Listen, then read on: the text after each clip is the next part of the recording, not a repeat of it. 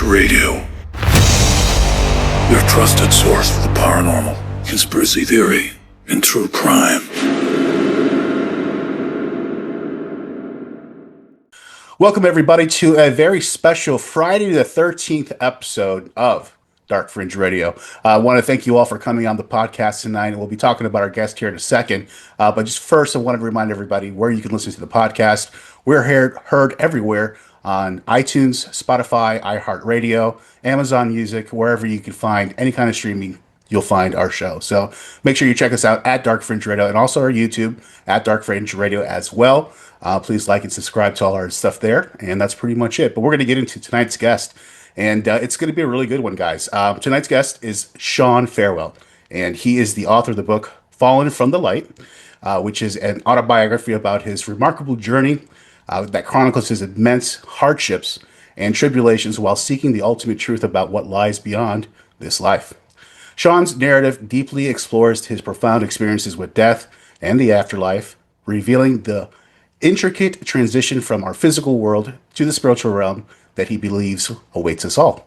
Shawn is also emphasizes a profound significance in numerology in his life.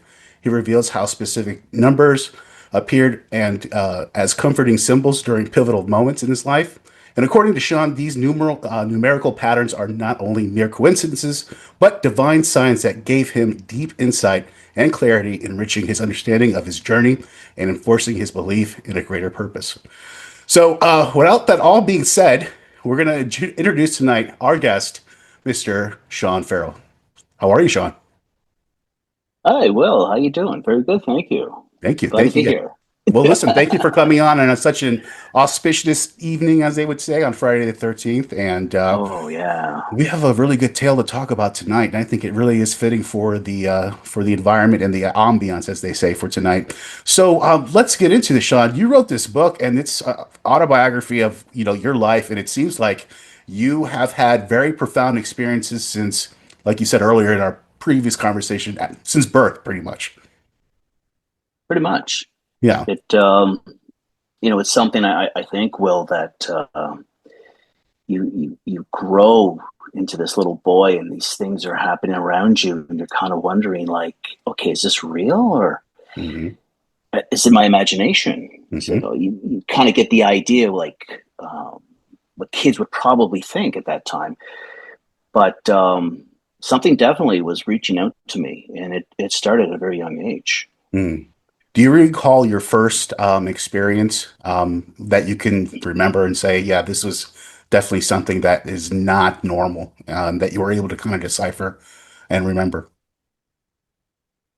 I'll keep these ones quick because there's some juicy stuff which I think your audience will truly dive into when we get to it. But just to give them a bit of an idea, when I was like really young, 3, 4, 5, I'd have these dreams that I was in this paradise. It was beautiful.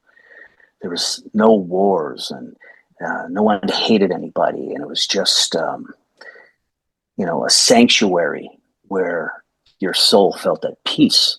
And I'd have these vivid dreams on and on. I didn't understand why I was having these things. And then in the dreams, there's angels around me and people who have already crossed over. And again, I wasn't afraid because it was so peaceful.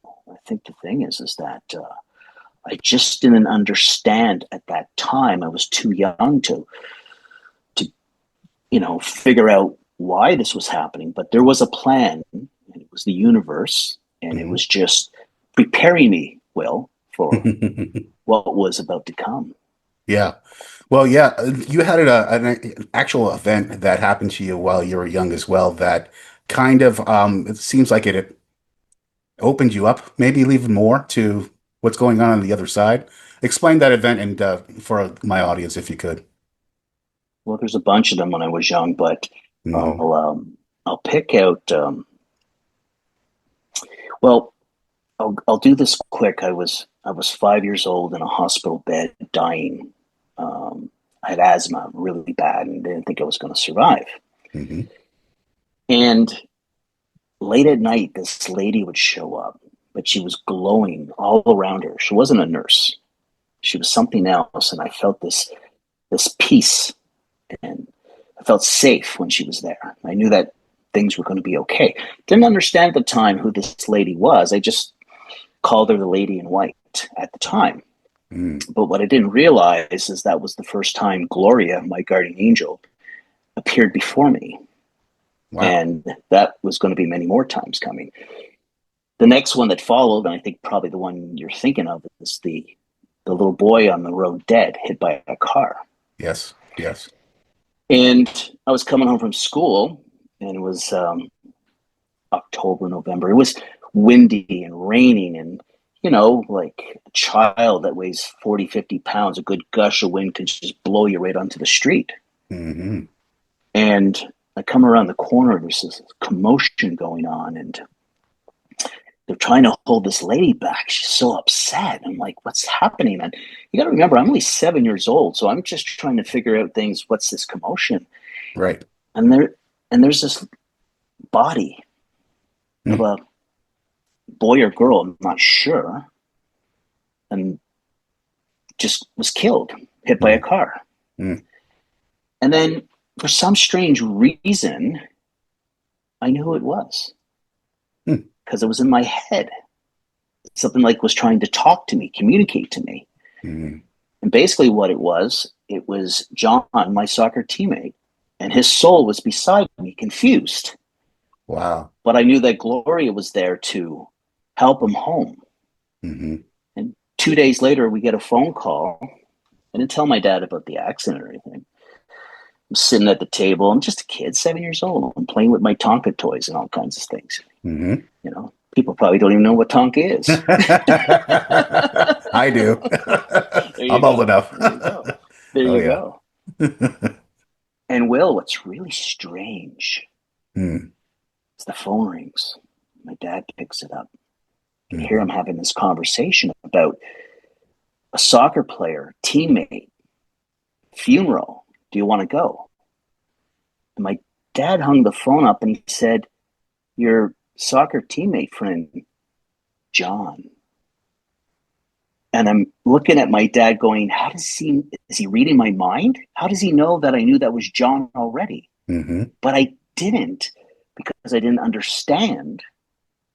But I knew someone was trying to tell me something, that's saying, Shawn, we're coming. And you're going to see us. And things are going to happen in your life. People might not understand it.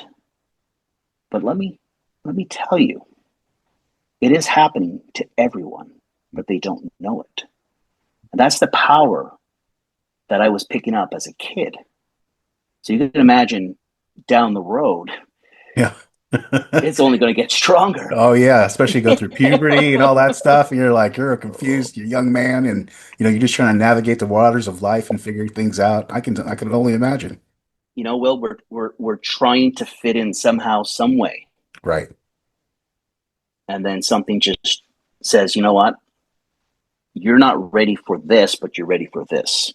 When you had that experience with Gloria for the first time, when you were in the hospital, do you remember her, coming to you and like talking to you, or maybe even saying or doing something to you to maybe take this illness away from you? What I received was through the consciousness. I could hear her talking to me, let me know that everything's going to be fine. And her light that was all around her was probably the light of God, universe, love, light, whatever you want to call it, whatever you want to give it, but it was a light. And that light, it made me feel pretty good. Yeah, I'm sure. And I'm like, where are you going? Stay. This feels wonderful, right? Yeah, I get it. It's I get awesome. it. No, why are you leaving? Right. Going back to the story about your friend, the soccer friend that passed away, unfortunately, did you attend his funeral? No. My dad. Yeah. My dad was terrified of funerals. Like if he could avoid them, right. But my dad, and I'll make this short, this the stuff that I go through, my father was going through it. And there was a lot of stories about my dad and his supernatural experiences. So I'm thinking, okay, Dad, so what is it now that I have to learn? Right. Interesting. Was he the type of person that kind of like, oh, I'm just going to ignore it and I know it's there, but I'm just going to say, oh, whatever, kind of like that macho man type. My dad's kind of the same way too, so I understand. And he's afraid of funerals too, for some reason. Synchronicity there again. My dad put a wall up. Yeah. Didn't want to show what he was feeling, but I was eavesdropping. What do you kids do at nighttime? They listen to what their parents say. Of course. Yeah. Yeah. Yeah. And there was a night I was listening to my dad have a conversation in the kitchen, and he was talking about how he was practicing astral projection. Ah. Now, as a kid, I had no idea what the hell he's talking about. Yeah, that's that new cream that you rub on, that astral projection. I'm like, okay, Dad, I know you like the smoke and you like the drink. What the hell is this astral projection? Oh, that's hilarious. So I'm listening to his story, and he's saying that he's floating out of his body, and there were people talking to him, and he panicked, and he fell right back into his body fast, like bam. And I'm listening to this, and I'm like going, holy crap. Like, oh boy. Yeah, like you're just 8, 9 years old hearing this. Like, your brain is not fully developed. You're like going, oh boy. Right. Yeah. What did I just listen? What did I just hear? Right. Exactly. And I think it would affect a lot of kids in a pretty strange way. Of course. Yeah. It's funny how, like, as kids, it's fun. I went through the same thing. I was always eavesdropping on the older folks that were sitting around smoking, drinking, and talking about certain things that, maybe that, we don't understand at a young age. And so I would always end up just like sitting there glued and just wondering, and I would get scared. I'd run and go cry. Like, they would find me in another room crying. I was like, yeah, I was listening to you guys tell stories. But didn't you find you never gave up on it? Oh, you still never. wanted to listen, regardless if it scared you or not. You were just, and I think it was important for us to learn too, because education is important when it comes to the spiritual realm. It's very, very important. It's who we are. And people have to wake up one day and realize, okay, you don't have to believe, but trust me, on your last breath, you'll be thinking about me. Right. Oh, yeah. Oh, yeah. Oh, boy. Well, talking about astral projection and stuff like that, on another point that, I wanted to talk to you about was, there was a chapter where you were testing quantum physics. And it was in I believe, the second chapter. And, it was part of the story where a man claims that, you went through his car, right? Explain this story to me, because this is like this. I was like, what? Well, the truth is this, Will. I wrote it in the book, but I have another version of that where I was trying to perform for the role of the Flash. No. And I didn't get the part at the time. You didn't get the part, no? I didn't get the part, but I was successful. I Yeah, can tell you that, because honestly, all kidding aside, that's what it felt like. Really? Like, if I don't know, did you see the movie The Flash? Of course, yeah. Where he time travels? Yeah, absolutely. So you see the special effects where he's saving all those babies and everything, and he's moving so fast that he's just like touch, touch, touch. Yeah. That's what it felt like when I ran across the street. It felt like everything was in slow motion. And then in the movie The Flash, when all that speed stops, it comes to a very sudden stop, like bam. Now I'm standing on the other side of the street. This man jumps out of his vehicle, points his finger at me, says "you" in a very loud, scary voice. Right. And me, being 10 years old, scared out of my wits, because I think I just made a big mistake what I did. And my dad's going to be really pissed. Right, yeah. I ran home. I figured home is my shelter. I'm going to hide there and this guy's not going to find me. Right. He comes banging at the door, ringing the bell and everything. I'm hiding under my bed because I blew right by my father. He was sitting there having a cigarette and a beer, and he's looking at me like my dad knew something was wrong because I just bolted right by him. What the hell's wrong with this kid, right? He's sitting there, he said, what the, I don't have to say the other word, but you know what I'm saying? Yeah, yeah. So he goes to the door, and this guy's freaking out. I can hear this guy. I hit your son, and my dad's freaking out, and they come. I'm under the bed, and I can see these legs moving around. I'm like, they're gonna get Will. I swear to God, Will. Yeah. I swear to God, I wanted to be invisible because I thought I was going to get a whooping. Yeah, of course. Oh my God, I had no idea what I did was wrong, right. But at the same time, what I did was physically impossible, and I'll get to that. So I see my dad. He crouches down, and our eyes are making contact. I'm like, I'm dead. Yeah, get out. and he pulls me out, right? Yeah, and I'm thinking, like, I'm got my eyes closed, like, okay, get it over with. But he's not doing that. And he's, for once, I see this concern on his eyes because my dad's a no nonsense kind of guy. Like, right, yeah. He's like, boy, this is Saturday. I'm having my beer and my cigarette. No noise. Right. Yeah. Keep it down. I don't want to hear no. Yeah, I get it. So that's why we go to the park and play. But he was checking me over, and even the guy's looking at me. He's freaking out. He's telling my dad, we got to take him to the hospital. He's cut. Oh my God. And my dad's trying to calm this guy down. So he gets him into the kitchen. He sits him down. He gives him a few shots of rum, tries to calm this guy down a little bit here. And I'm kind of peeking around the corner of the wall because I want to see what's going on, because I'm thinking, okay, when this guy leaves, am I going to get a beating? So I'm like, oh boy. And my heart's is racing. And then he looks at my dad and he says, I swear to God, your son went through my car. Just like that. And my dad grabs the rum, he starts drinking it. He's like, I think I need one now. Yeah. I need a few more than one. Yeah. So and yes, we're not supposed to drink and drive, but this is 74, so we did. Different time, right? Different time. Yeah. It was wrong. So he leaves, and my dad just kind of like, we look at each other, and he doesn't really say anything, but it's like we can read each other's mind.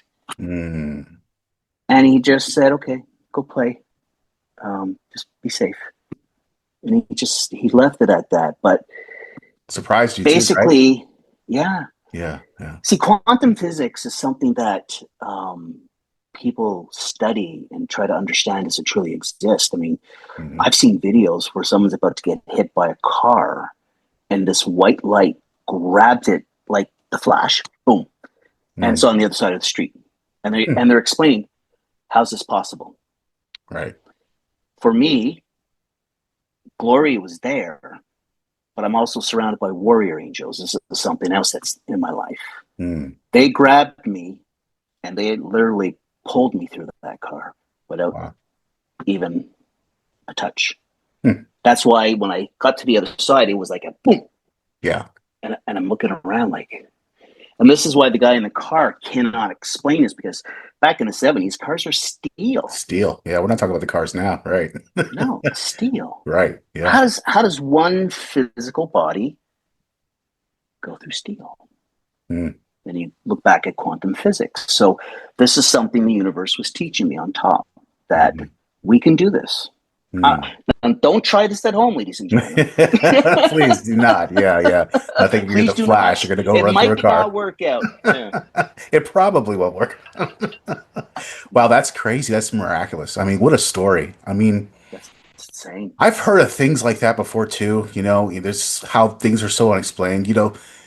Again, do you think it's the angels that are pushing us through quantum, like a different type of dimension at the same time, where we're just kind of bleeding through, and not our physical body's not there anymore, but we're just traveling through a different plane or realm? We are connected to this divine energy, our souls. Mm-hmm. Like you see the cover of my book here. Yep. I'm going to try to move it. See. Mm-hmm. So that's me, my soul energy out of my body, Mm-hmm. being pulled by these three lights of energy. And it was pulling me up, and we'll get to that point. But that's what we are made of. Now, sure, in the physical realm, if you're not moving at the speed that those angels have me moving at, Right. Yeah. Yeah. It's not going to work out well for you. Mm-hmm. But it's part of our learning of our abilities as a soul energy that's in a vessel. This is just a physical vessel, but inside, that's where the real power lies. Interesting. Very profound. Do you think, since you have these, angels in your life that are protecting you and certainly in different ways, do you think everybody has this as well? They just don't recognize it. And, just like how, anything else, What you I don't was have to told. believe in gravity, but it exists. Oh no, You know? no. I well, a lot of people ask me that question. A lot of people over my life that know me personally, know my story and everything. And yes, totally agree. Gloria is my assigned guardian angel. You have one too. Maybe if you get the blessing of it contacting you while you're still in the physical realm, beautiful. It's an awesome experience. Yeah, I've had two NDEs in my life, so I know what that's about. Yeah. So, but for people who are, I always say there's skeptics and there's cynics, right? Yeah, there's two. Yeah, you're right. Yeah. So the stuff I sent you that you looked at, I could share that with a skeptic and they'll become a believer. But a cynic, never. No, right, never. And those are the souls that are deep into a sleep.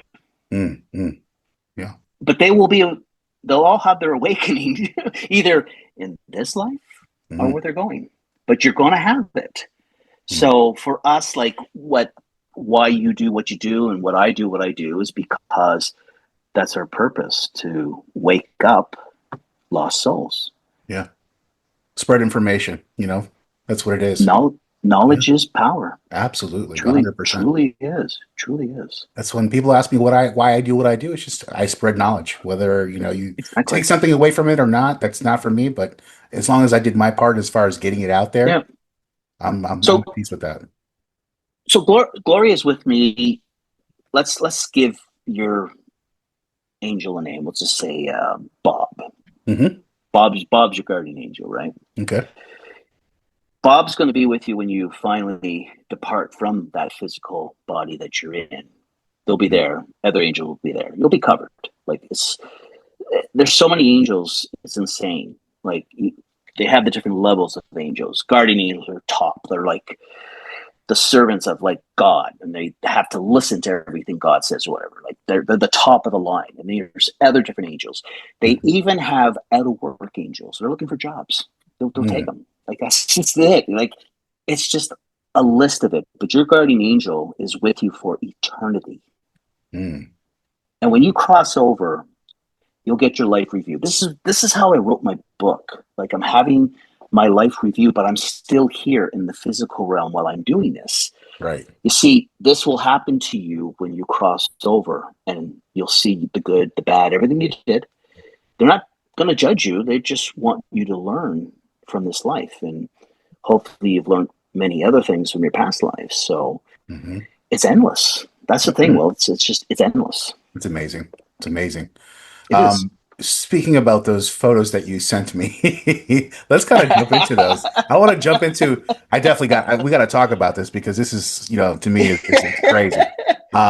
So first off, that's the thing about my story, Will. You don't know where you're going to go with it because it goes my whole life different ways. This. Yeah. And it's, for you to do this and chronicleize your life like that, does it give you a different perspective on, things that you did or should have done, or maybe, I have flaws just like everybody else. And I'll be the first one to tell people. And if I done you wrong, I apologize.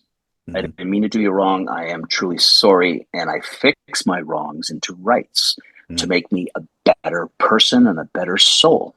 And that's how I live my life.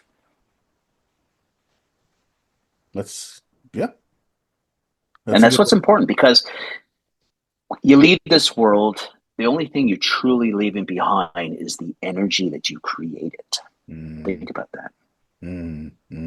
Yeah, that makes a lot So of sense. everything you touch, Will, has a ripple effect. Mm. Now think about this.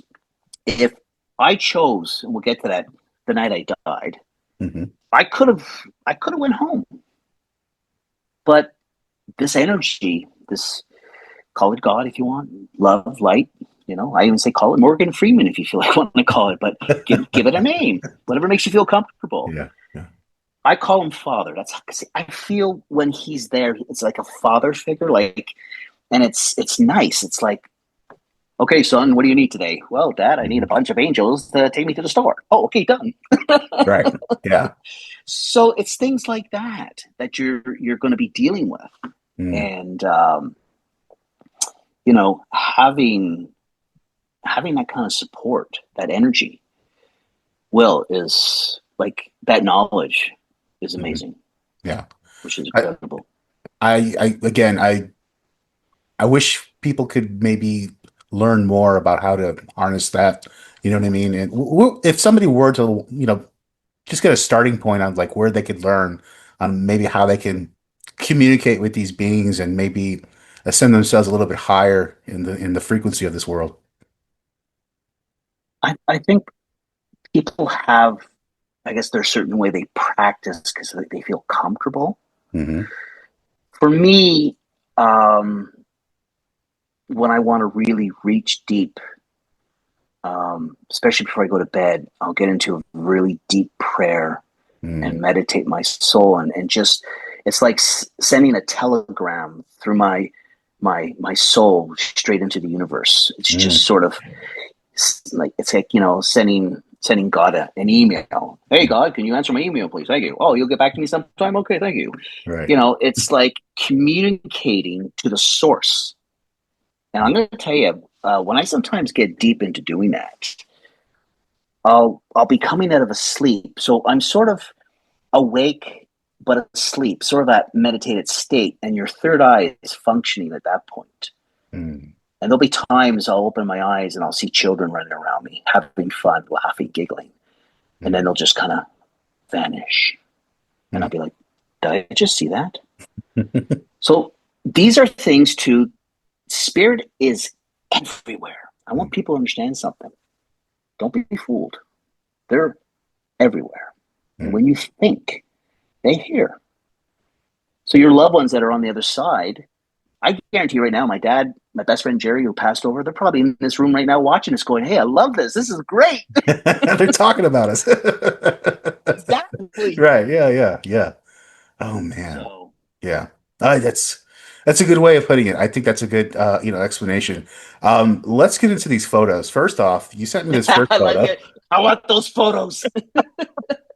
This is crazy because I was like, what the hell did I Sean knew what did I Sean knew just you send would me? love this one. I was like, this guy just sent me this picture. I was like, okay. I was like, all right, so we're gonna get into All it. right, let's get into it. Yeah, The audience is going, "What is it?" yeah, I know. They're wondering, like, what the hell are these guys talking about? Okay, so first off, so this was at the front of your house, and I guess it was in Canada. Is that correct? Montreal, 1988. 1988. Okay, so I'm going to share this photo right now, and Go let's see for it. and see. Let's see here. Give me 1 second, and it should pop up. You see it? Yeah, I got. There it is. Yes, yes, yes, yes. So here's the house. The Something going house. on here. Oh yeah. Oh Now yeah. the crazy thing. Hmm. I'll keep it short. So I take the picture in 1988. Right. Back then, the cameras were different. You had to put film in it, and then you had to Hmm. take the film out, go to the drugstore, wait a couple of days. They develop it. You got your pictures. You go through them. You go, yeah, yeah, yeah, and then you put them in your photo album and you put it away. And that's basically what I did. 22 years later, this is wild. And Mm. again, where do we go with this tonight? Like, Yeah. we have to do a 10-part series on this because we I might. mean, yeah, Because we're it's not even just scratching the surface really at this point, we honestly. are not. You No, know, you should do a part 1 and a part 2. I had a we're guy gonna. do that once with me. His tech guy that was working behind him when we started talking, he was getting scared. He's like, Really. I go, is he okay? He goes, oh, he's really scared now. It's crazy when you get those experiences out of people, that those reactions out of them, because you Oh never my know how God. certain people will act. You know what I mean around I that kind of know. stuff. I know. I It's really know. So weird. this is the house. This is the house. This is the house. Let Yeah. me Now zoom I in do here. talk about the history on this house, by the way. It was built in 1830, Okay. and there was a wealthy politician that lived in it. It Hmm. was on 200 acres of land. So think about 1830, how much that house would have cost. And the only way you could afford a house like that is you had to be very wealthy, and we'll get Yeah. to that too. Yeah. So that's the key word, wealthy. Wealthy. So my bedroom, take your little hand there, put it on the bottom floor, Yep. bottom, go down. Yeah, bottom, the window right there, first window, Right here. right there. That was my bedroom. Okay. Now, because this is important to point something out here, Hmm. you could actually open my window and crawl in. See that? I'm just Yeah. right off. There's not much of a ledge No. there. You're right. Okay, so I want people to keep that in mind. Let's go to the second story window. So up. There we go. Now, what I see, and I'll point this out, is you can see like a grayish head and a Hmm. body Hmm. and faces around him. Hmm. And at the time, I had no idea because I put this book away for 22 years. It would be eventually, once they make a story of this, and mediums around the world warned me about this, Hmm. basically telling me that they could see the spirits in the window. So I pulled this out and decided, okay, I need to see this. Because again, back in the 80s, when I was there for 2 years, a lot of stuff happened. So, Hmm. anyways, that guy you're looking at is just pure evil. And I want people to keep this in mind. And I'm talking the evil of evilest. Now, you could see his kind of like an alien type looking face. It's gray, but it's more Yeah. like I was I'd gonna say say like that a too. Alien like yeah, almost. Yeah. The head is alien like. bulbous. Yeah, yeah. Yeah. And you can see these faces. I see 1, 2, 3, 4 around him. Yeah. There's one here. Another one Yeah, here. yeah. Yeah. That's Very wild. good. It is wild.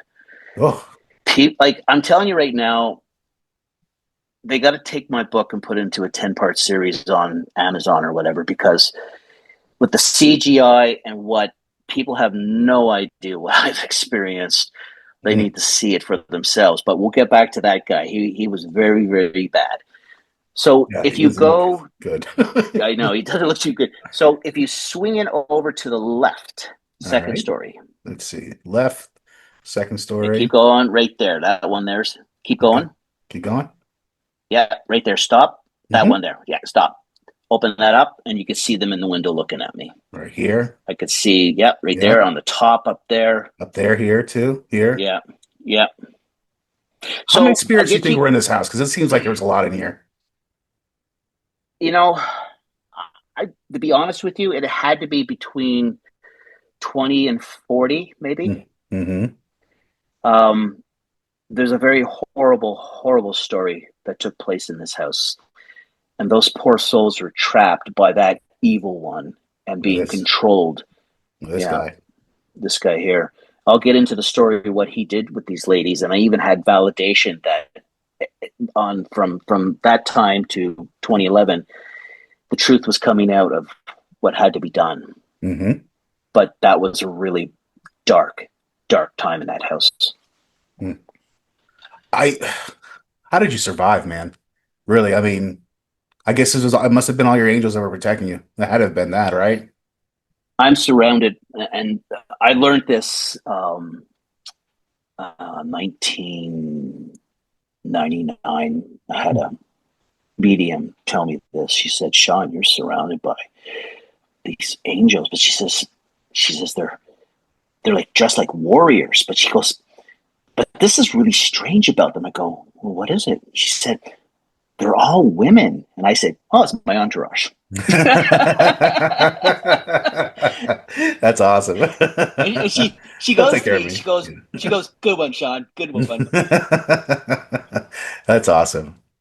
But I have been told by many Mhm. They've seen the archangels around me: Michael, Gabriel, Raphael, Uriel, Metatron. And this was before what was going to happen in my basement in 2011, which, again, like, this is too much to tell you, I know. but it's insane. And I Yeah. think your audience is going to go, okay, we want to know. Okay, Will, you got to do another one. Oh, we're gonna do another one. Like I said earlier, we've barely scratched the surface on all the stuff about your experiences, and yeah, this is amazing. Honestly. Well, here's the thing too. This is the beautiful thing, because we're not doing this live; we're recording. Correct. So who says that we could do the whole thing like now and boom, and then you splice it up in 2-part series? Yeah, You see, I the can do thing that is with too. people, what people tell me, Sean, you got to write a sequel to your book, Hmm. because it gets even crazier at this point, because that's the 6 months I'm learning stuff that's coming out of that gateway, which again, it's like my book can take you all over the map, but this is why I kept it in order. Hmm. So at least it makes sense. But um, you're right. This world beyond the curtains is like, it's real, and the Hmm. stuff that's in there is pretty real. Yeah, yeah. And when technology captures this, see, that's the thing about what technology can do today. Hmm. We can pick up those energies that are behind the veil. We Yep. can do that. Yeah. As technology advances, it's just getting crazier and crazier what you can pick up now. I mean, honestly, from EVPs and just video Well, evidence, photo, well, look what I captured in 1988 on just a right. cheap camera. Think about that. Yeah, it's amazing, and I that's know. to me that's probably the more creepy pictures. There's another picture, of course, of your dog Bear, Yes. and let me pull this one up because this one's rather interesting as well, and we'll share this with Okay. the audience. I want you first to tell me what you're seeing in the blue circle. I'm not going to Okay, say a word. all right, let me Okay. look at it, and this is the first time I'm And looking at this one actually. I have not looked at this picture. use your cursor to point on certain points you're looking at. So if you can Okay, get this so up a little more. Okay. That's good. I yeah, can see. I'm looking at it. So let's okay, see what you so see. to me, what I Mm, see, and this is just my opinion, that there is yes. a head here, almost like a head of a little girl or boy or something, Mm, right here, kind of like peering over the edge of right you know here. what? You Yeah. could see something like that. Exactly. Okay. That's what I see right Yeah. here in this area. And then also, Okay. there's something going on up here in this corner. I don't know what the heck that is. Maybe that's just from the. It's possible. I've stretched this picture many times over, and I would pick up little things of faces. But besides that little head there you see, Hmm. let's just forget the head. Okay. Let's move your cursor over, put it on the head, put it Hmm. on the head, and now lift it up, slow, up. No, your cursor, just move your cursor, stop. No, pull the picture down. Okay. Let's get it down. Okay, now just move your mouse, Hmm. keep going Hmm. to the left. Here. That's your right, the other way. Oh, Go like inside up the blue here. circle. Go in the blue circle. Yeah, Okay. right. Good. Yep. Stop right there. Okay. Look up. There's an eye. There's an eye. A nose follows, and the head that you think is a mouth. Oh yeah. So I nose mouth. Yes. There you go. Got it. That is a spirit screaming at me for help, and I had no idea that they Ooh. were trapped. Ladies and gentlemen, So if you're not watching this on our YouTube and just listening to us, I implore you to go onto our YouTube and see this for yourself because it is the craziest picture of looks like a demon in there. I mean, I don't want to say everything's a demon, but that thing looks pretty evil to me. what I got from it when I saw it, and this is what I felt, is that it's one of the ladies that was murdered in that house by that evil guy Oh, up there, and that's we're going to get into that oh boy. because it is. Um, I had no idea the 2 years when I lived there that this took place, but I'm going to tell you one thing before we'll get to it. But Hmm. um, I was going through all these different emotions. Hmm. There's days I felt depressed, Mm. sad. some nights I felt like I want to cry. Mm-hmm. And I didn't understand what was happening. I mean, I'm like 23, 24 years old. Like, why am I feeling this way? Like, I'm in great shape. I'm playing sports. I have a social life. Mm-hmm. What the hell is going on? Right. And I wasn't sharing this will with anyone because when you're that age, you want to be that tough guy, Yeah, macho man. keep all that Yeah, stuff. yeah. Yeah, yeah. But meanwhile, that I don't stuff need to is talk about my killing you feelings. inside. Yeah, yeah. My feelings. Where are those? I don't need to talk about it. Yeah. So, but what it was the spirits, all the victims, they attached themselves to me, and I was feeling what they were feeling. So they Mm. were reaching out. I knew the place had spirits because that dark one was going to pay me a visit one night. Do you think that's And something? Go ahead. I'm sorry. I'm sorry I interrupted you. no, go ahead. Do you think that happens more often in like houses where people feel like physical ailments and they're not sure why, and it's like weird shit, excuse my language, but Oh no. doctors can't understand or figure out either. They go to the doctor and like the doctor's like, well, everything seems fine, maybe go on some antidepressants or something or do this or something like that. But do you think that happens more often than not? Because when we often have those feelings, we go to, where do we go? We go to our doctor. The doctor's not going to talk to us about spiritual attachments. You know what I mean? But do you think that happens more often than not? I've spoken to a lot of people for the past, I don't know, 20, 30 years about this stuff. Mm-hmm. Got more deeper into it around 2011. That's when my awakening happened. Mm-hmm. Kept quiet about the night I died in 1994, which we'll get to that. Mm-hmm. But the thing is that some of the people I've known and stories I've seen, there are great energies, by the way. So I don't want your audience to think, oh my God, it's just evil. Yeah. Well, there is evil. Look at what we're doing to each other on this planet. Mm-hmm. That's pretty evil. Yep. So evil does affect us. It can control you. And then for some, it will just wear you down to the point where they will possess you and eventually make sure they will end your life to take your soul. So yeah. And this is what I was dealing with this guy that committed these horrible, horrible crimes in this house with all his victims. I was feeling that. Mm-hmm.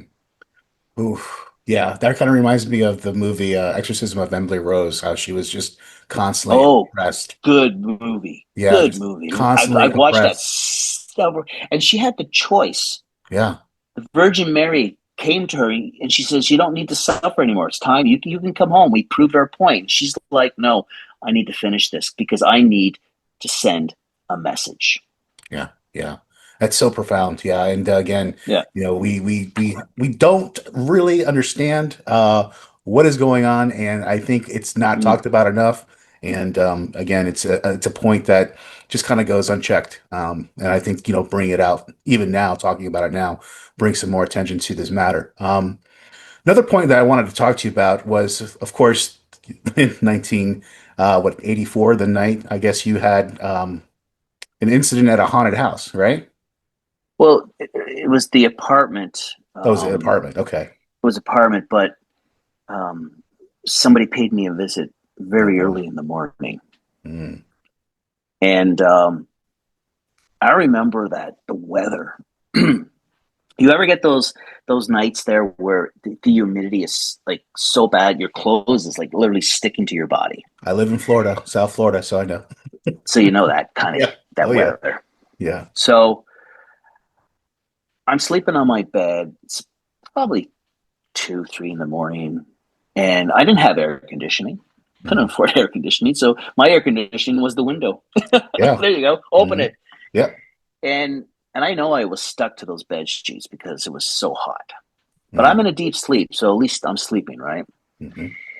And then this sudden thump on my bed, and it startles me. My eyes open up, and my dog Mm. Bear, which you saw in the picture there, and hopefully the audience they see that too. And Yeah. he's got his back towards me, like facing my chest, but he's staring at the bedroom door. His hair is up on his back. His fangs are sticking out. He's just growling. I'm in this deep sleep now. He's scaring the crap out of me. Like, what is going on here? And Mm-hmm. this is not like him. I've never seen this side of Bear. Like, he's not acting normal. Mm-hmm. And there's something in my living room because he is focused. He's laser beamed right on it. He's just like, now I'm getting worried because I'm thinking maybe somebody broke into my apartment because, I live in a tough area, right? Right. Like you get some, certain people that like to break in and steal stuff. And Yeah, of that's course. what I thought was in my apartment. And I'm going to tell you something. I was paralyzed. Mm. That's how scared I was. I was so paralyzed. I'm looking around the room if I can find like a baseball bat or something, because I really thought there was somebody in there. And why is my dog acting this way? Mm-hmm. And then I got the courage to scream out to the living room from my bedroom. And I just said, whoever's there, show yourself. And oh man, that was a mistake. Oh boy. This thing came rushing right at me. And I didn't see it, but I felt it. Mm-hmm. And it shoved me, not in a hurtful way, but the force made me move back. I wasn't hurt, but my bedroom, which was an oven, for a moment became a freezer. Oof. Something went right through me. And my dog Bear, calm, like nothing ever happened. Mm. And I'm looking around the room going, what the? Mm. And then I find out the next day, the lady that lived in that house passed away. Mm. I think Pauline was her name. It was my father's best friend. It was his girlfriend. She took sick, and they had to put her in a convalescent home. And I took her apartment over, and she knew me, so she was really happy, that if anyone was taking her apartment, and she loved that place, Right. it was me. Mm-hmm. I believe it was Pauline that night just coming back where a place she felt peace. Mm. And she wasn't there to scare me or anything. She just wanted to come one last look before she was moving on. Yeah. And spirits do this. Spirits will go back to the familiar places that gave them peace because they just want one last look. Kind of like getting your favorite ice cream. You just want that one last look to see how it feels, how it tastes. Mm-hmm. Mm-hmm. This is what we learn while we're here. We will never visit places that was painful in our life and hurtful. Right. But we'll go back to places that gave us peace. Mm-hmm. So that shows a side of what a soul truly is. Right. And it's so easy, like, to have an experience like that, and people take it as like a negative experience. You know what I mean? And not really realize, hey, listen, this is what the circumstances were. This person's soul came back, like you said, to visit a familiar place, and it had nothing to do with you. It had nothing to do No, with being evil or trying to scare you. It was just doing its own thing. You know. So I think I a lot of think, people forget that. That that's possible. what I think is Pauline, she was also probably, as she was passing through me, she was saying, see ya. That's all she was saying. But when I look at it now, like back then, I was so scared.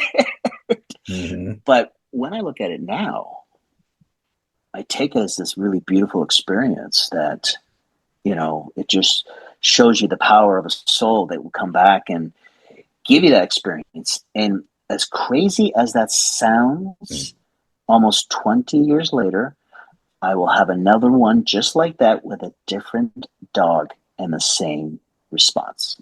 Really? Insane. Yeah. Wow. Wow.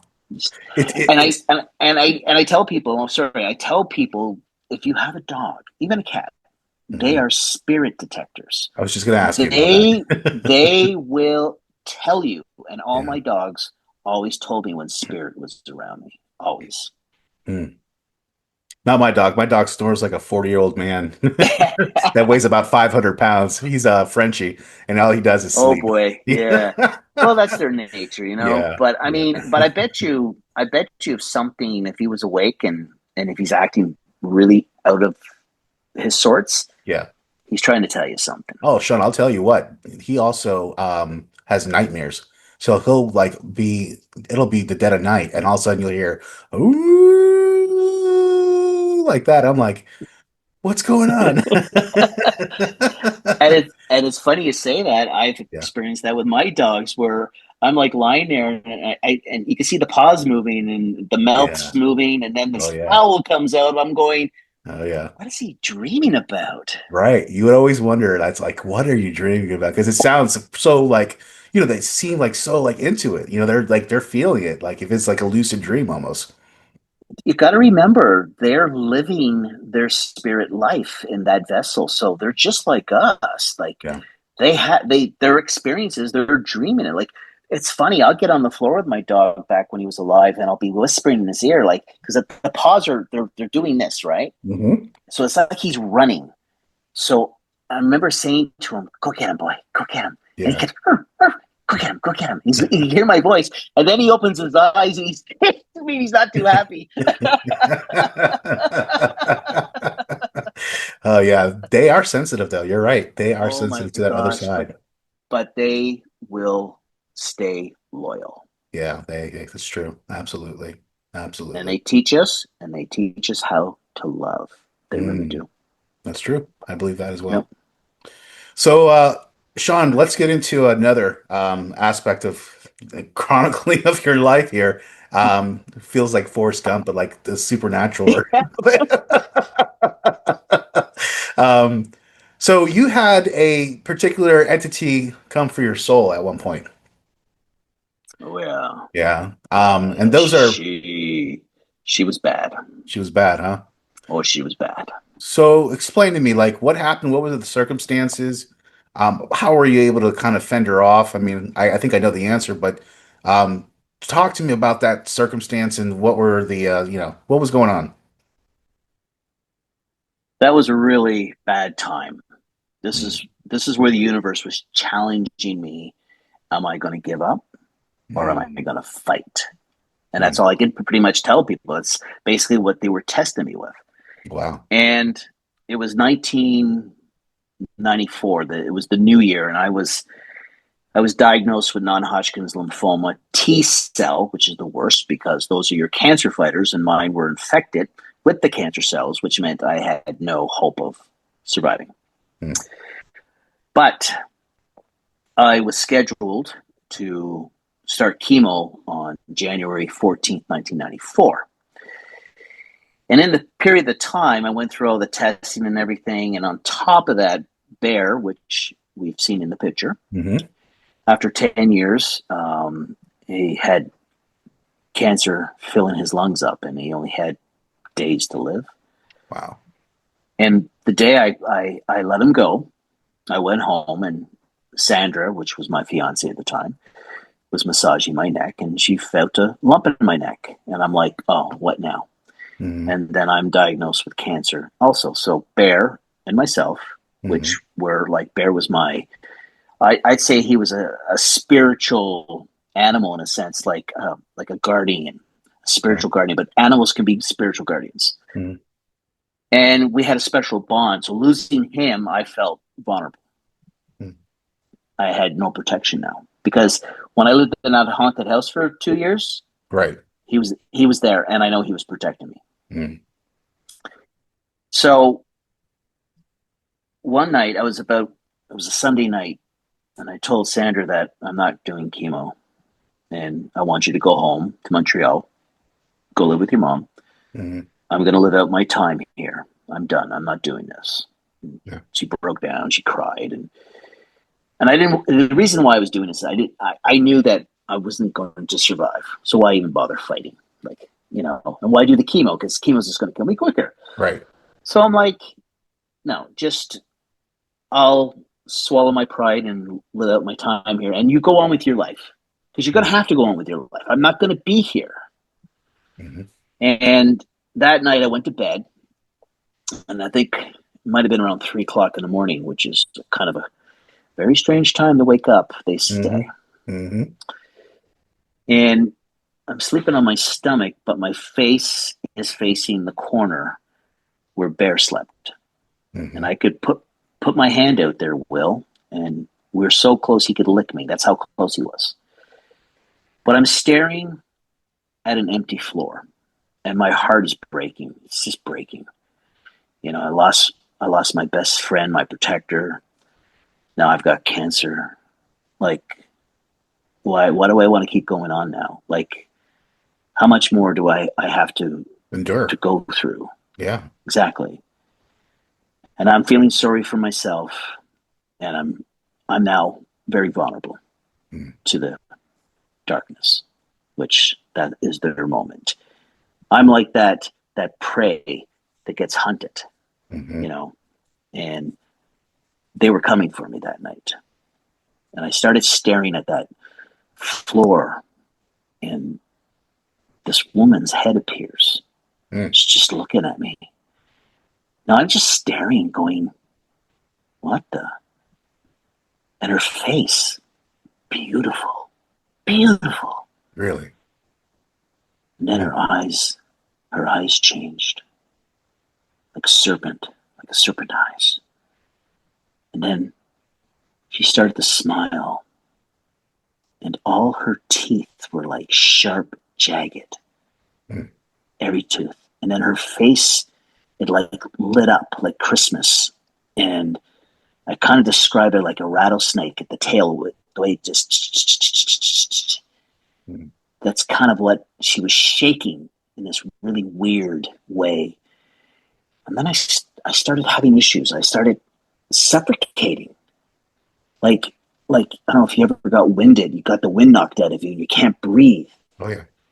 That's kind of how it was feeling. And what I didn't realize is that she was sucking my soul from my body. She was coming to take me because I chose to give up. And I was terrified. I had no idea what was going on. I was screaming at this thing to leave me alone, get away from me. But I was connected to her. I couldn't sever this connection. And then something incredible happens. And I knew it was Bear. His spirit severed that connection and it broke me free from this trance that I was in. And then Sandra wakes up. She sees me. I'm like whiter than the bed sheets. And I run to the living room. She's like, what is going on? And she comes in. Will, I am on my knees. I'm crying. And I'm saying, God, please, whatever that is in my bedroom, get rid of it. I will fight. I promise you, I will fight. But please, God, take that thing away. And then things then started to change. I went through all the chemo. Wasn't working. It was killing me. And then I went through 2 of aggressive chemotherapies where I almost died twice in the hospital. And then I showed up to the doctor and they said, sorry, Shawn, we can't save you. They can't treat me anymore because it will kill me. And the kind of cancer I have at this point, can't stop it. It's like wildfire. It's just going to spread through my body and be lucky if I have 3 months. So I went home and we had to cancel the wedding. And I started preparing my funeral. And then I took my last breath. And that's the night, that picture, those 3 lights. But what was strange, I first heard a woman calling me, Shawn Barry. So I could hear this, how it sounded. Shawn.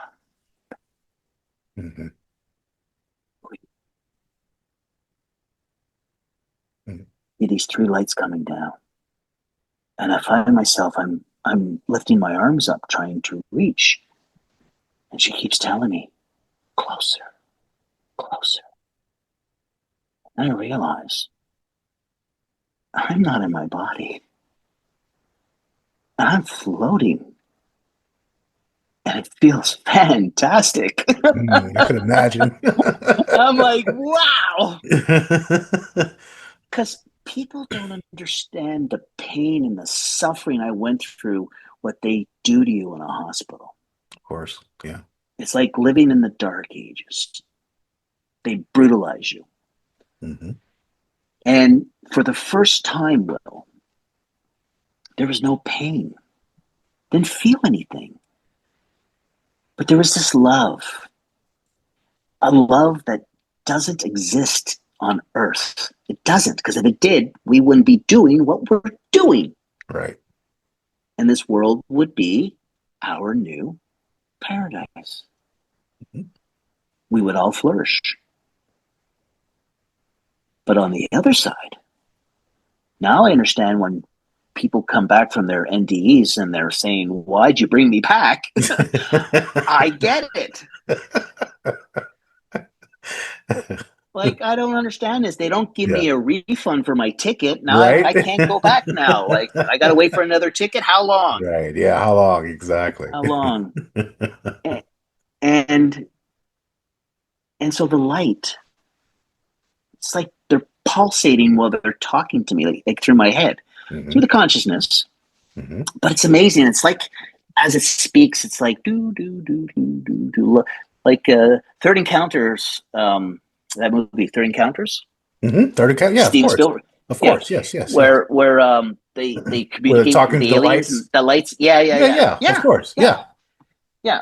That's kind of what it seemed like. And then a man speaking to me. And he says to me, you got to go back.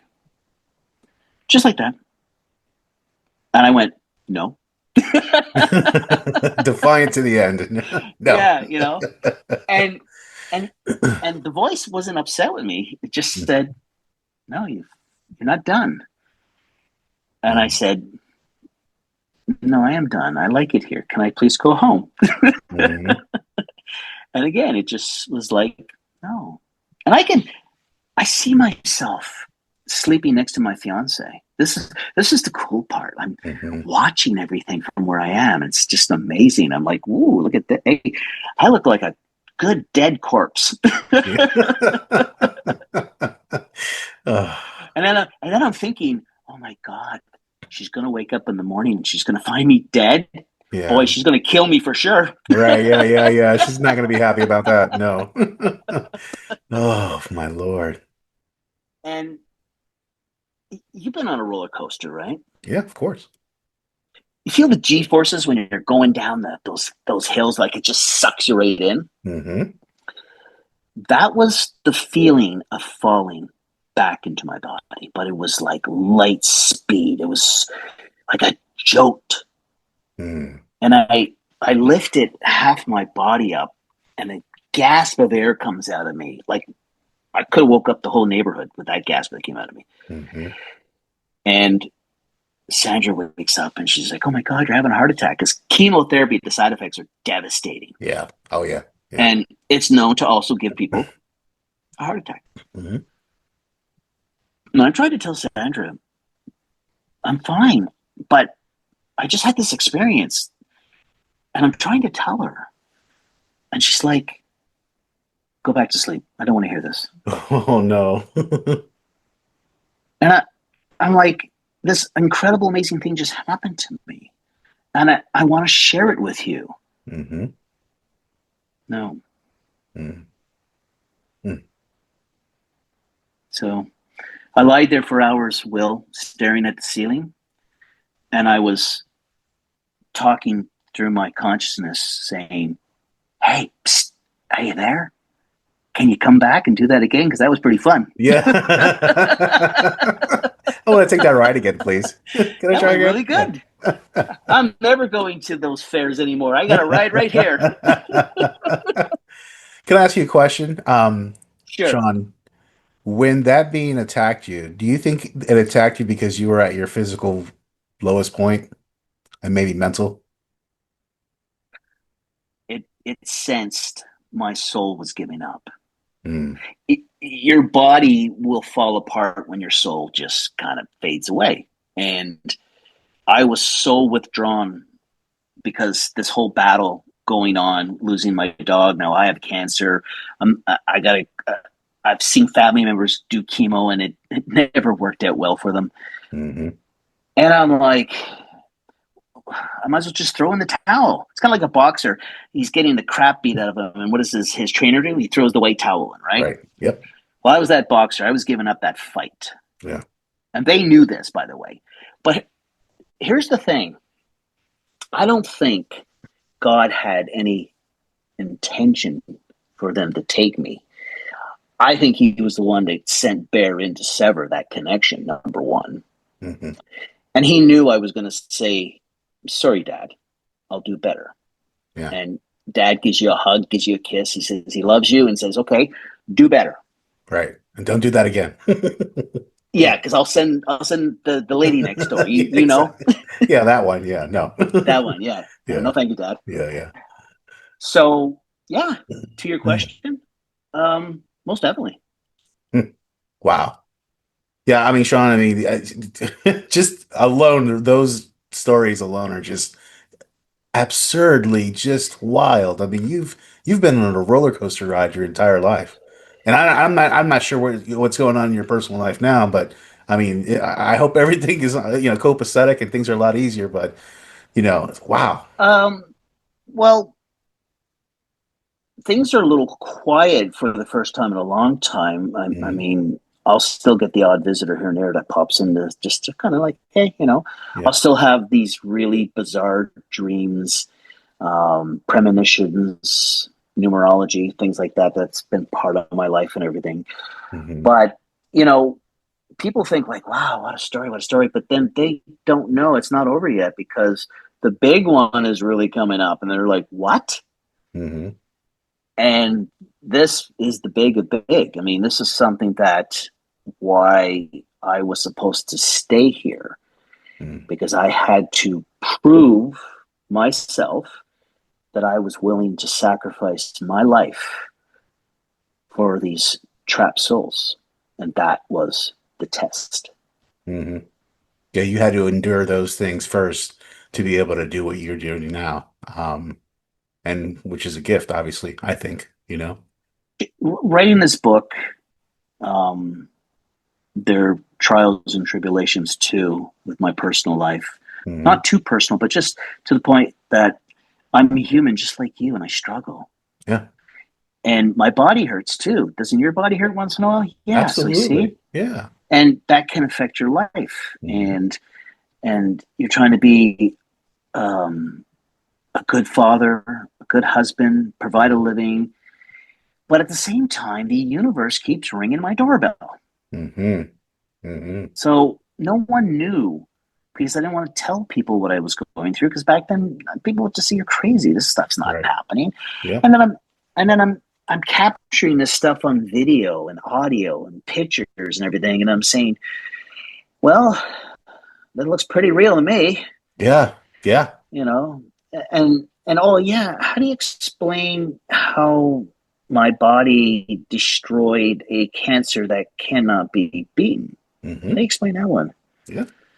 So you see, there's got to be a source somewhere that is trying to use certain people that are chosen to share a message. And my story is a message. Like, I may have to write the second book because I want people to get to know Shawn, who Shawn is, through this book. Mm-hmm. And through that book, then they might say, oh, yeah, I want to know about the gateway. Yeah, yeah. We haven't even talked about the gateway. Yeah. We haven't even talked about the gateway. That's what I'm saying. There's so much more to talk about. We haven't even talked about the battle in the basement with the dark spirits. Right. Yeah. This premonition I had, two big premonition. Oh, my God. I don't know if you want to talk about that big premonition. Oh, boy. That was freaky because that one, it's in the book, but this was the time, I think 2012 12. I think it was 2012. And I had this dream.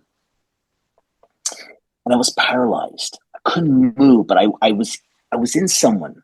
Mm-hmm. I was in their body, their vessel. I was in it. Mm-hmm. I could feel what they're feeling. I could see what they're seeing. But I couldn't stop this person from doing what they're about to do. Mm-hmm. And it was a young man, and he had a gun. And he went through this elementary school. And he just started killing children and teachers. Mm. And I'm watching through his eyes. I could see the faces of his victims before he shoots them. I remember screaming, fighting. I couldn't move. I couldn't stop him. And I'm thinking, why am I seeing this? And then I wake up in sweat and tears and asking God, what's the purpose of this? Mm-hmm.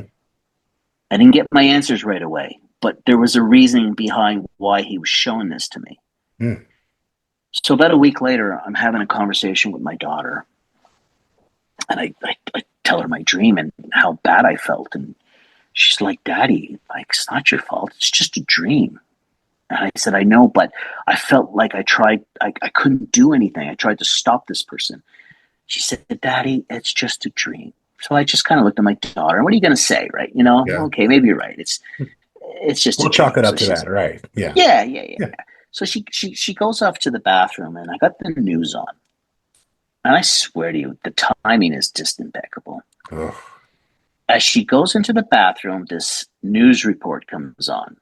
It's like CBS or something. There's a school in Connecticut, and a man went in there and killed these children and teachers. And I'm sitting there like going, what the?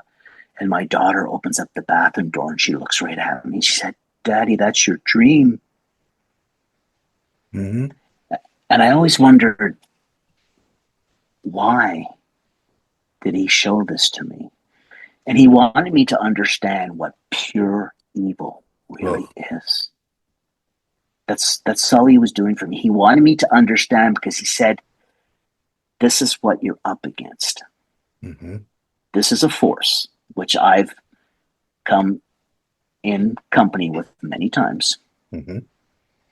And it has nothing but hate. It will destroy you because it takes pleasure in doing so. Mm-hmm. That is the kind of evil is very difficult to fight. Yeah. And this is what he wanted me to know. I can't even imagine what you felt like after seeing that news report of, those kids, going with what they went through up there in that school in Connecticut. That was such a sad time for our country when that happened. I mean, it was just very, very, yeah. My heart goes out to the parents. Yeah. And the loved ones and the people. Like, is going to be such a difficult time for them to find their way in life again, because I don't care who you are, that is going to hit so hard. Yeah, absolutely. So, but when you feel that kind of pain, you get an understanding of what you're up against. Mm-hmm. This dark spirit, and I'll share with your audience because I know they're dying to hear this, and I kind of don't want to use that word dying. They're eager. Literally, yeah. I like that. Okay, cut that part out, please. Eager. And I do throw humor, because laughter is the greatest medicine against any kind of form of dark energy. Laughter. It can't stand laughter, because we're loving ourselves and we're loving life, and they don't like that. Mm-hmm. Oh, too bad. Go find someone else. Yeah. But that's the key. Mm-hmm. And laughter, I love to throw humor in when I do interviews, because it breaks the ice, and it's important, because I want people to understand too, even though I went through a lot of heavy, mm-hmm. There is still that light that gives it to you. Yeah. But for this guy, I don't know what his problem really was. Just that what I've learned from the mediums is that he took that house over around late 1800s. Mm-hmm.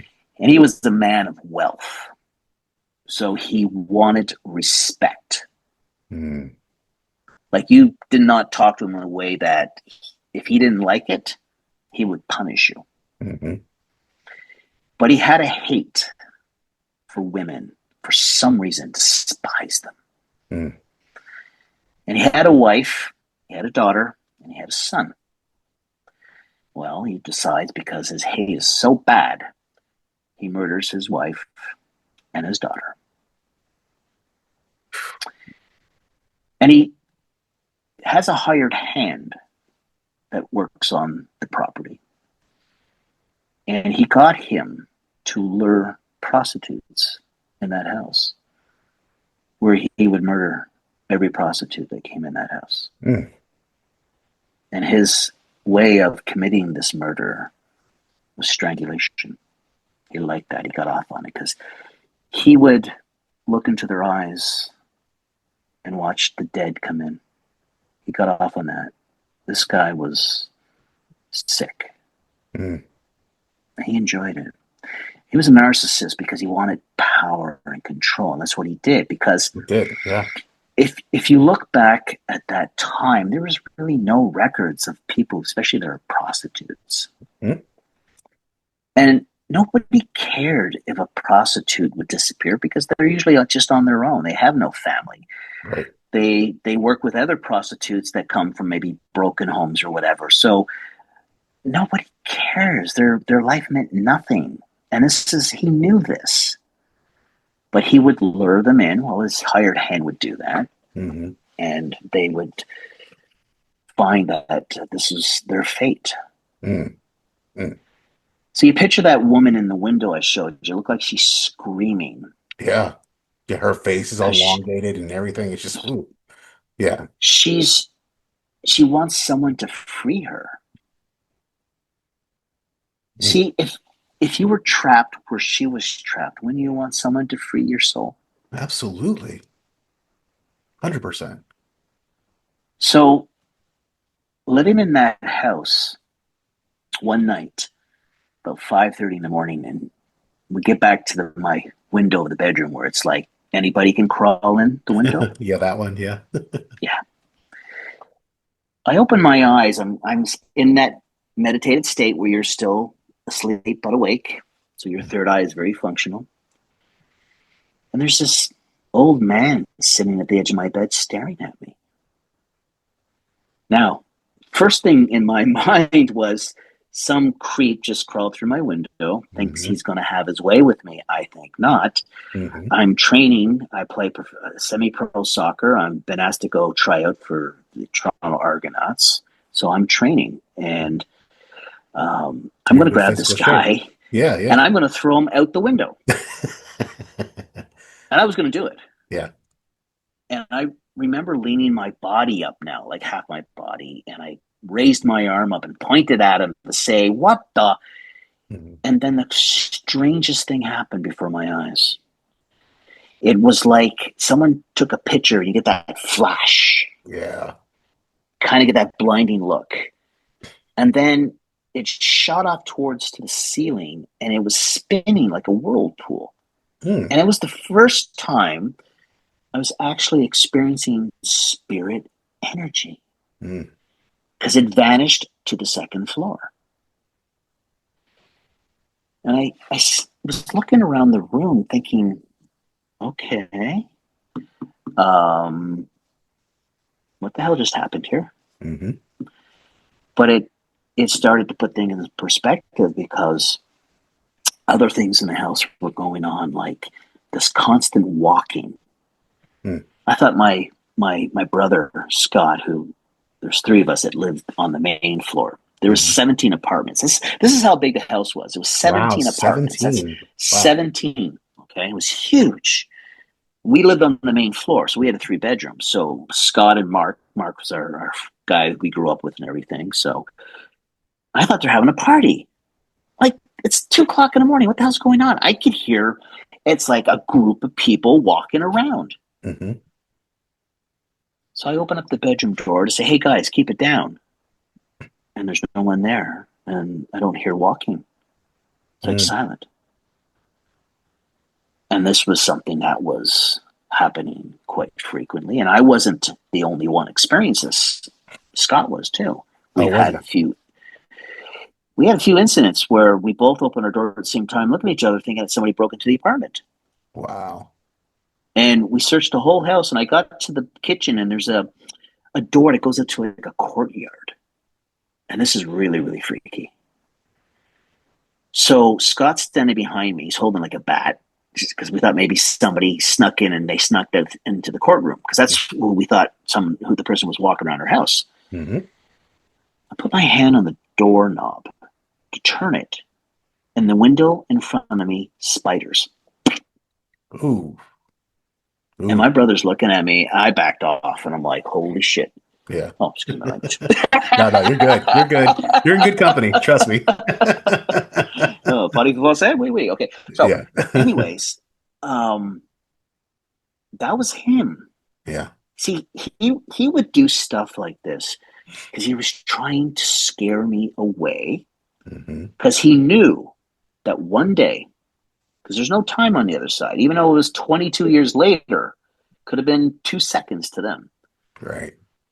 He knew it was me that was chosen to take him down and free the spirits. So he was trying everything for those 2 years I lived there to spook the crap out of me. And he was frustrated because I wasn't budging. Like, sure, I didn't have all the information yet, but I felt that presence of evil. It's amazing. I knew that existed. It's amazing that even in life and in death, that's how he was, huh? How his spirit was. So here's something that's going to make your hair stand, if it's not standing already. Oh, yeah. So one night, it's 1988, Mark, I don't know where he was, and my brother Scott, they were supposed to be home. And we lived like 10 minutes from all the bars in Montreal.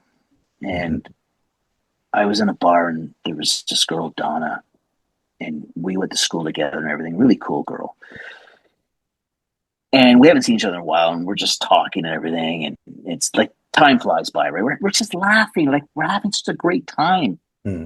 So it's time to leave the bar and everything. I said, listen, we need to pass by my house, because I promised I'd take her to the subway. But in Montreal, we call it the metro. So I want your audience to sort of understand that it's a subway system, but we call it metro.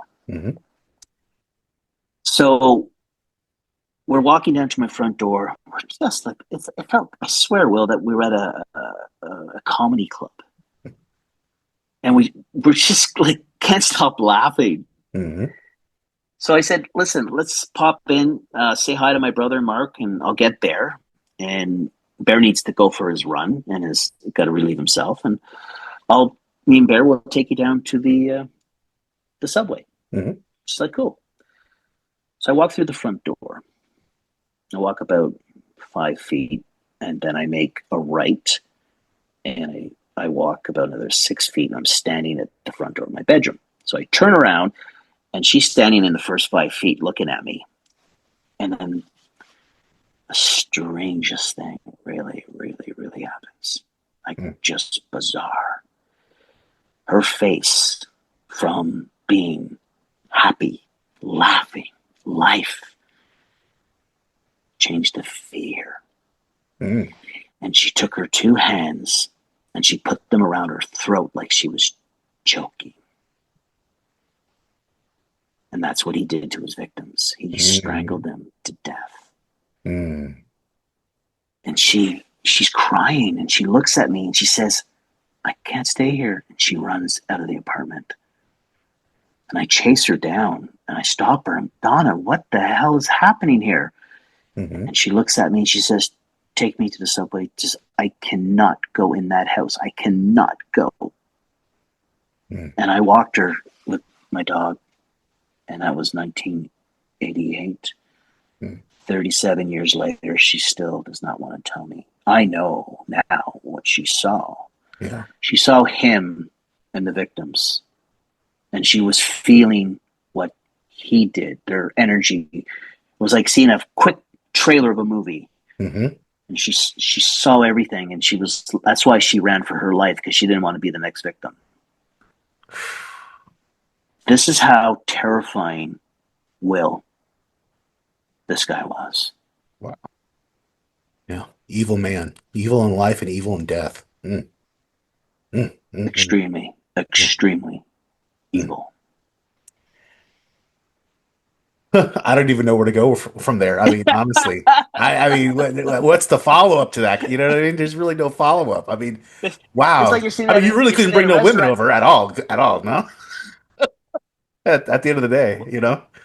Wow. Well, I mean, we could, like, we're at a coffee shop. Check, please. Yeah, yeah, yeah, yeah. No, see, this is the thing. You know, I moved out in '89, Mm-hmm. and the spirits, all of them, I was attached to them. Mm-hmm. So they're going to be with me for 22 years of my life, and through a lot of the trials and tribulations I'm going to go through. Mm-hmm. Why did I get cancer? Well, maybe he was also a little responsible for that, because we figure if we can kill him, Mm-hmm. then I can keep my victims and have them for eternity. Mm-hmm. That's what he planned on doing. Right. But he misjudged his calculations. Mm-hmm. It's called the light. You can't beat the light, can you? No one can. Right. No one can. I've when I was dead, I was in that light, Mm-hmm. and that light came back 2 more times in my physical realm. I was paralyzed in both times. I couldn't move, but I was crying, but of love. Like, it was just like, why are you doing this to me? Mm-hmm. You know, like, can I just go? Because every time you come back, it's hard. This is a hard world we live in. Yeah. And when you feel what that light gives, that's power. That's, and this guy, this dark spirit, he was about to find out. Mm-hmm. It was coming, and he knew it was coming. Mm-hmm. And he tried everything. And then three days before the spiritual battle happened in my basement, this is 2011, Mm-hmm. I sent you a video where... Yeah, we didn't get into the video. I know we have so much stuff that we haven't even talked about. So we got the photos of you and the psychedelic light. I mean, we haven't even talked about that. Yeah. But the thing is that was him in the video, hissing and growling, still trying to stop me. Mm-hmm. Mm-hmm. And then 3 days later, he gathered an army, and he basically was killing me in my basement. I was literally dying. Mm. Yeah. Again, I saw the video. We haven't even talked about that yet. We have to talk about that. I mean, we're gonna have to have you come back on the podcast again. I mean, this is there's so much to talk about.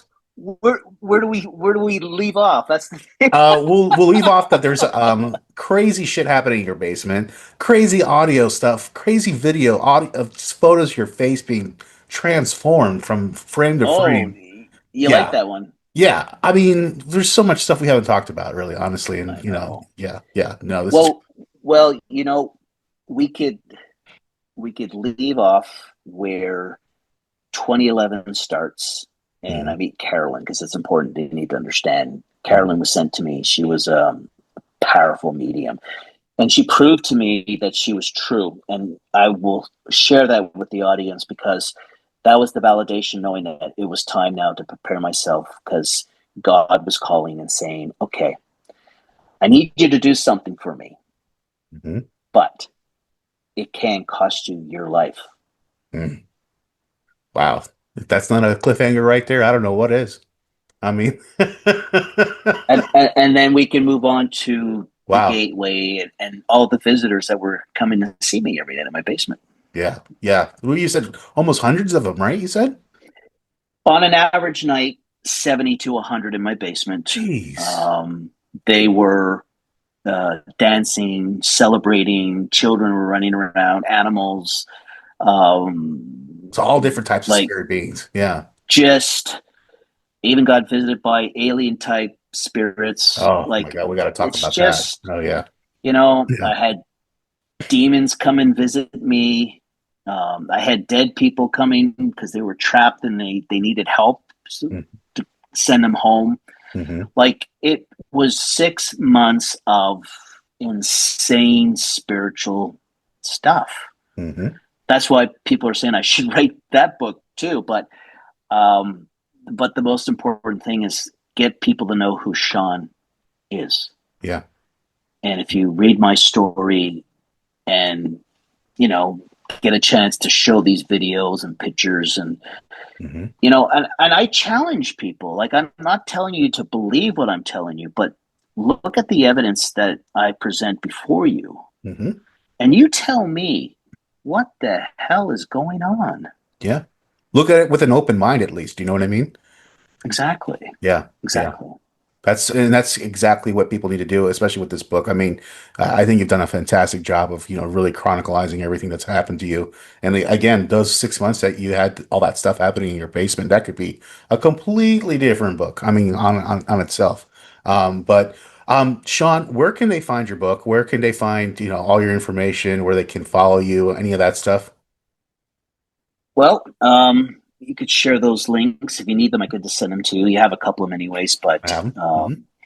the book is on Amazon in three formats: the ebook, hard copy, and paperback. But I have two editions of the books. I have the more pricier because of the material of the paper color pictures. So if you really like a book and you want to keep it forever, that would be one to get. But if you Hmm. want the more affordable one, it is not the greatest paper, and it's black and white pictures, so you might not see what you see in the color pictures, but Hmm. you'll get an idea. So I say to each his own, and that's where they can get it. And then these links, my YouTube page, Hmm. you could put that on this link here with the one Absolutely. with the dark spirit hissing and growling so people can experience that themselves. You could post the pictures of my face changing. And Yeah. that's something we'll talk about too. Hmm. That is basically spirit was literally passing through my body. That's wild. Yeah, I saw the pictures. I can't explain it. I can't Well, explain it. I'm gonna tell you something that it started in the basement. Those pictures were taken when I moved out of my house. Unfortunately, my wife couldn't handle all this stuff. It was too much, and I don't blame her. She made her choices. She didn't want to be part of this, and it it was devastating for me because I wanted her to learn this stuff, but not everyone is ready to learn this stuff. Yeah, you're right. You're right. And but by sharing the book, it shows people two sides of Shawn. Sure, the crazy spiritual battles, the Mhm. supernatural, quantum physics, you name it, I've been through it. Yeah. And then you're also going to go, but he's human because he's struggling. Mhm. He's trying to keep his life together. Is losing his animals, his dogs, his best friends, is trying to take care of children and make He a died make multiple a times. home. Yeah. Yeah. And on top of that, what people don't know, I've had at least 10 near death experiences. I should have Wow. been dead a long time ago, but Yeah. these are the angels. They want me here to finish this. I mean, I could die tomorrow. Yeah. If they want me, they're going to come and take me. That's it. But the most important thing is when I was in the hospital bed and I was at the point they gave me chemo for 24 hours straight. So I was vomiting for 2 days straight. They called a priest in because they thought he's going to die. His body's just going to give out. People have no idea the suffering I went through. And that night, because I was vomiting for almost 48 hours, couldn't stop. Mhm. But that first night was the worst. And I remember calling out to God. I said, okay, God. I said, I'm done. I said, I told you back then when that demon showed up, I'll fight. Okay, God. Well, I fought. If you want me, then you take me now. because I don't want to go 3-4 months down the road and then just die. Mm-hmm. I'm done with this. And I was angry. Mm-hmm. And he knew I was angry. But I said, if you don't want me, give my life back to me. And I will share this with everyone that I meet. And they will find you through my story. Mm-hmm. And that's when everything changed. That's where everything changed. Yeah. That's the light, the switch. Yeah. That's it. Shawn, amazing stories. Your life is again, I equate it to the Forrest Gump of the supernatural world. I mean, you've been through it all. You've seen it all. Yeah. Again, unexplainable. A lot of these things that, well, it is explainable. We talked about how it is explainable, but just for the layman, they look at this, they're like, oh, there's no way this can happen. But yeah, you know what? There's things in But this you world. but you understand when I say how amazing would this be in a TV series where Oh, people could actually see it. this is a Netflix 6-part series. Something I like a 10-part series because they really need Yeah. there's so much detail I want to give people when I share this with people, because when we get to the battle in the basement, they are going to have no idea what's going to hit them, and it's going to hit them. Yeah. And I want people to understand this was real. Well, you add that detail, it becomes more real. I mean, to people, Exactly. you know what I mean? Yeah. So Exactly. I absolutely get it. Listen, everyone, go out of your way to go get picked up this book. Amazon, please check it out. Again, Shawn Farewell, Fallen from the Light. Just amazing book. Shawn, we're gonna have you come back in again because again we haven't touched on a lot of the other subjects that I wanted to talk on tonight, but we'll get that on part two. And we'll have you back on and have more conversation about your life. Well, you'll have to send me another schedule and I'll pick a date. You got it, my friend. Listen, thanks so much. Awesome. Everybody, check out welcome. Shawn Farewell, and of course, check out the book "Fallen from the Light." Go listen, find it on Amazon, purchase it, get your copy, and you'll definitely have something to enjoy. Again, Shawn, thanks so much for coming on the podcast.